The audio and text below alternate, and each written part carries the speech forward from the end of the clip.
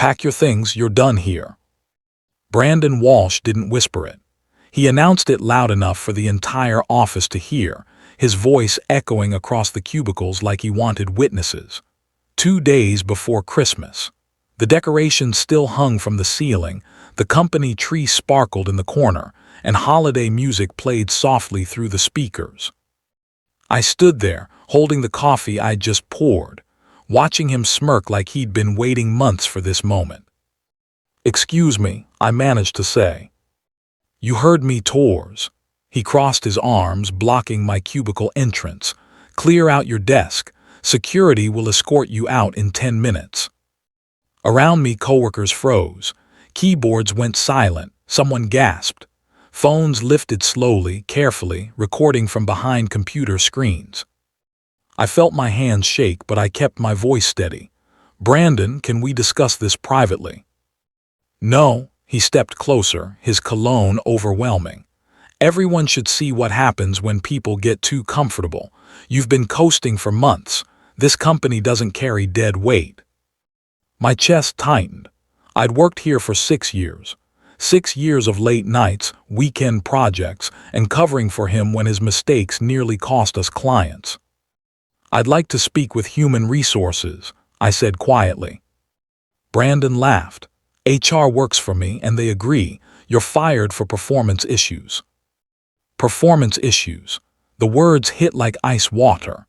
I just closed the biggest contract of the year 3 weeks ago. The Highland Industries deal that saved our 4th quarter. "The Highland contract," I started. "Was a team effort," Brandon cut me off. "And frankly, anyone could have closed it. Don't flatter yourself." Whispers spread through the office. I saw Vanessa from accounting shake her head in disgust. Kyle from marketing looked away, embarrassed. Brandon pulled out his phone and typed something, grinning. "Security's on their way. Don't make this harder than it needs to be." 10 minutes later, I walked through the lobby carrying a cardboard box with my desk plant, a few photos, and my coffee mug. The security guard, an older man named Jerome, looked genuinely sorry. "I'm real sorry about this," he whispered as we reached the revolving doors. "Right before Christmas too, that ain't right." I nodded, too numb to respond. Outside, snow fell gently on the city streets. Holiday shoppers rushed past with bags and laughter. I stood there in the cold, watching through the glass as Brandon high-fived someone in the office, probably celebrating my removal. My phone buzzed, a text from Vanessa. "This is wrong. Everyone knows you carried this department. I'm so sorry." Another from Kyle. "Brandon's been planning this for weeks. He's jealous. We all know the truth." I sat on a bench across the street, staring at the building. The company logo glowed against the evening sky. Walsh and Partners Consulting. Brandon's father had founded it 30 years ago, and Brandon had inherited the throne 5 years back like a spoiled prince. My phone rang, unknown number. "Hello? Is this Adrian Tors?" A woman's voice, professional and urgent. "Yes. This is Patricia Vance from Highland Industries. We've been trying to reach you all afternoon. We have a serious problem with the Christmas contract implementation." My stomach dropped. "What kind of problem?" "The entire system integration is failing. Nothing's working. We need the primary contact immediately. According to our records, that's you." I closed my eyes. Of course. I'd built that entire system myself, customized every module, written half the code personally because Brandon had cut the IT budget. "Ms. Vance, I was just fired from Walsh and Partners about 20 minutes ago." Silence. "Then, you were what?" "Terminated, 2 days before Christmas." "Mr. Tors," her voice sharpened with anger, "you are listed as the primary technical architect and sole authorized contact on a $12 million contract. Your name is on everything. Without you, this entire holiday rollout collapses, and we have legal grounds to void the contract and pursue damages." My heart started pounding, but not from fear anymore. "How much damage are we talking about?" I asked carefully. $12 million in immediate losses, plus penalty clauses that could reach $8 million. We go live Christmas morning for our nationwide holiday campaign. If this fails, we're looking at $20 million in total exposure. I stood up slowly, snow melting on my shoulders. Ms. Vance, I'd be happy to help, but I no longer work for Walsh and Partners. Can you help us directly? We'll pay you as an independent contractor, double your rate. I thought about Brandon's smirk, his announcement, the humiliation. Let me make a call first, I said. I'll get back to you in 5 minutes. I walked back into the building. Jerome looked confused. Mr. Torres, you forget something. I need to speak with Brandon Walsh. It's urgent. He hesitated, then nodded. Go ahead. I took the elevator up, my heart hammering. The office went silent again when I stepped out. Brandon looked up from his desk, his face twisting with irritation. What are you doing back here, security? Highland Industries just called me, I said calmly, loud enough for everyone to hear. The Christmas contract is failing. His face went pale. What? Complete system failure. They can't reach anyone else because I'm listed as the sole primary contact. My name is on everything. Brandon stood up fast, knocking papers off his desk. That's impossible. The contract is under the company name. The technical specifications aren't. I pulled out my phone, showing him the email chain. Every integration document, every access credential, every emergency protocol lists me personally, not Walsh and Partners, me. The color drained from his face completely.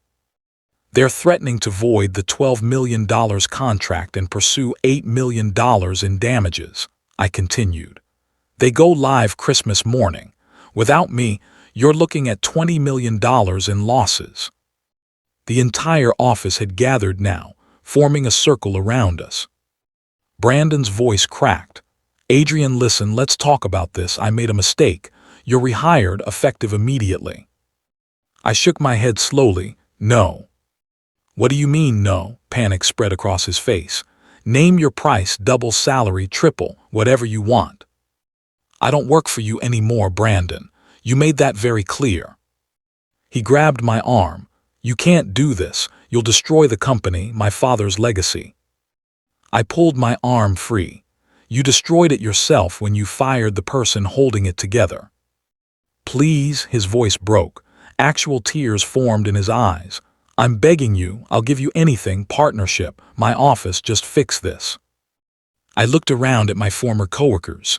They were all recording now, phones out openly. Highland Industries offered me double my rate as an independent contractor, I said. I accepted. I'll fix their system tonight. But not for Walsh and Partners, for them directly. Brandon collapsed into his chair. You're taking the client. You threw me away 2 days before Christmas, I said quietly. Did you really think there wouldn't be consequences? His hand shook as he reached for his phone. My lawyer will tell you that I fulfilled my obligation by notifying you of the problem. What I do as an independent contractor is my business. I turned toward the elevator. Merry Christmas, Brandon. That night I worked from Highland Industries headquarters, surrounded by their grateful tech team.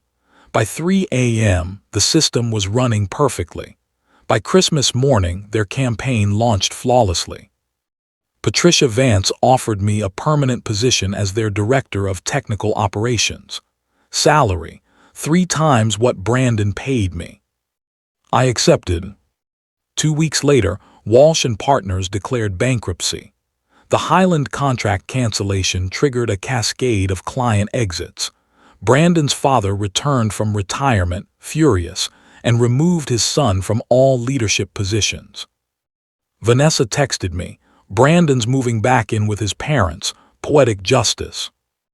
I didn't feel satisfaction, just relief. Sometimes the worst thing someone can do to you becomes the best thing that ever happened. I spent New Year's Eve in my new corner office, watching snow fall over the city, thinking about that cardboard box and cold bench.